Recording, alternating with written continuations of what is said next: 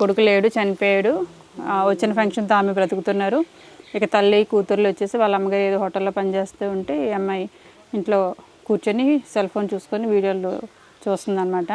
రేపటి నుంచి ఈ అమ్మాయి ఎందుకు స్కూల్కి వెళ్ళలేదు కొంచెం ఆలోచించి స్కూల్కి పంపించండి. నువ్వేం పాస్ అవ్వక్కర్లేదు, స్కూల్కి వెళ్తే ఆటోమేటిక్గా కొంత జ్ఞానం అనేది ఇది అవుతూ ఉంటుంది. వెళ్ళండి, స్కూల్కి వెళ్ళండి.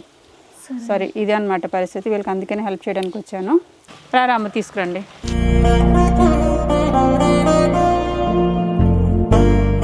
ఈ రేషను మీకు కాదు, మా అమ్మకే ఇస్తున్నాను. ఆవిడ కొంట్లో బాగాలేదు కాబట్టి ఆవిడకే అందిస్తున్నాను.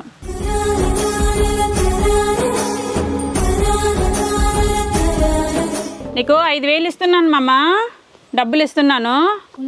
డబ్బులు 5,000 అంట. 5,000 5,000లో 4,000 మా అమ్మకి, 1,000 రూపాయలు నువ్వు ఏదైనా డ్రెస్ కొనుక్కో, సరేనా? ఇప్పుడు నానమ్మ డబ్బులు ఏమీ ఇవ్వదండి. ఫంక్షన్ అంతా ఏం చేసుకుంటుంది మా అమ్మ ఏమో తెలియదండి. ఫోన్లో. అందుకనే మా అమ్మకి 4,000 ఇస్తాను, నువ్వు 1,000 రూపాయలు తీసేసుకో, సరేనా?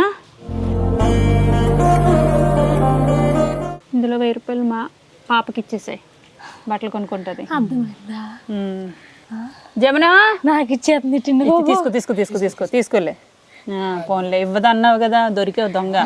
ఇచ్చేసాను చూసావా డబ్బులు. ఇకపైన అలాగే ఇస్తుందిలే, వాళ్ళు ఏదైనా ఫంక్షన్ వస్తే ఇస్తుంది, మీరు కొంచెం చూస్తూ ఉండండి.